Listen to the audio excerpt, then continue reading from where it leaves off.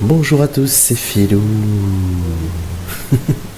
Nous allons parler dans cette vidéo d'une attraction un peu fantomatique.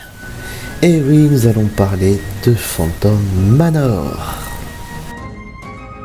Allons-y, commençons au commencement. C'était en 1957 que Disney se rapproche de l'artiste Ken Anderson afin qu'il y concocte une attraction hantée. Au départ, il était prévu que cette attraction se fasse uniquement à pied, avec l'aide de guides flippants qui vous auraient raconté l'histoire tragique de ce manoir.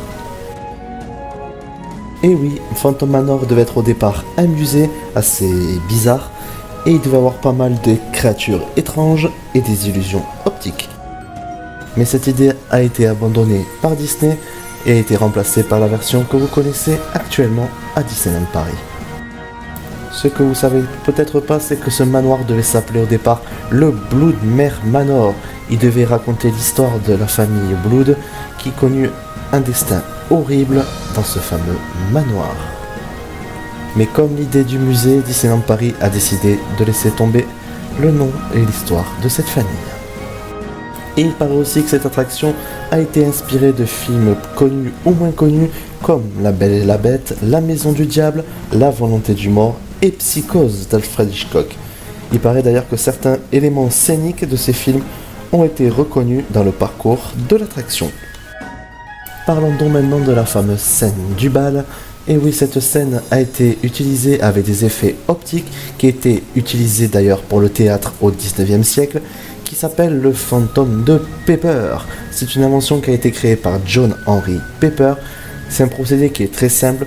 En clair, il consiste juste à créer un jeu de lumière sur des objets afin qu'ils se reflètent sur une plaque de verre. C'est pour ça que ça leur donne un aspect fantomatique et vaporeux. Ensuite, si je vous dis ceci. Les choses ne sont pas toujours ce qu'elles paraissent. Et oui, vous aurez connu la fameuse voix qui arrive lorsque vous rentrez dans le manoir.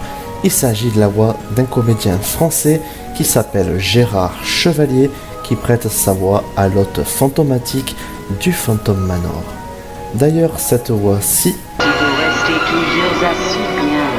qui est la voix de Madame Léota, est assurée par Eleanor Audley, qui double aussi la voix des méchantes de La Belle au Bois dormant et de Cendrillon. Parlons donc du début de l'attraction.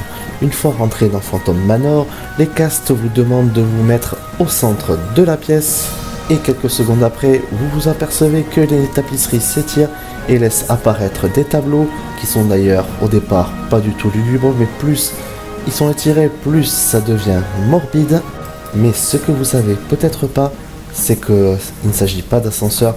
Vous ne descendez pas dans Phantom Manor, c'est bien les tapisseries et les murs qui s'étirent pour vous faire une illusion d'optique, comme quoi vous prenez un ascenseur, mais effectivement vous ne bougez pas de l'attraction. D'ailleurs, une petite anecdote qui est plutôt drôle, c'est que Disneyland Paris affirme qu'il y a 999 fantômes qui dans l'attraction de Phantom Manor. A priori, il ne devait pas avoir de place pour un millième, on se demande.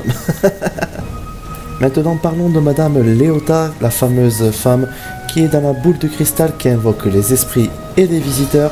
Eh bien, vous savez quoi? Cette Madame Léota a été inspirée de la directrice artistique de Disneyland qui s'appelait Léota Thomas, qui a travaillé sur de nombreuses attractions à Disneyland Paris durant les années 60. Et pour terminer, je vais vous révéler quelques petits secrets de Phantom Manor. Le chiffre 13 par exemple est disséminé un peu partout dans la maison. Et oui, par exemple dans la scène du bal, vous verrez un fantôme souffler un gâteau orné de 13 bougies. Et aussi au niveau de la table du banquet, vous allez peut-être distinguer aussi Mickey qui s'est caché dans la scène. D'ailleurs, en parlant de cette table, vous pouvez remarquer que les assiettes sont disposées afin de former la tête de Mickey. Voilà, j'espère que cette petite vidéo sur Phantom Manor vous a plu. Si vous aimez mes vidéos, n'hésitez pas à vous abonner à ma chaîne, ça me fait plaisir. Et mettez un petit like aussi, ça ferait grave plaisir. En tout cas, moi je vous remercie tous de votre fidélité et je vous donne rendez-vous dans une prochaine vidéo. Ciao ciao.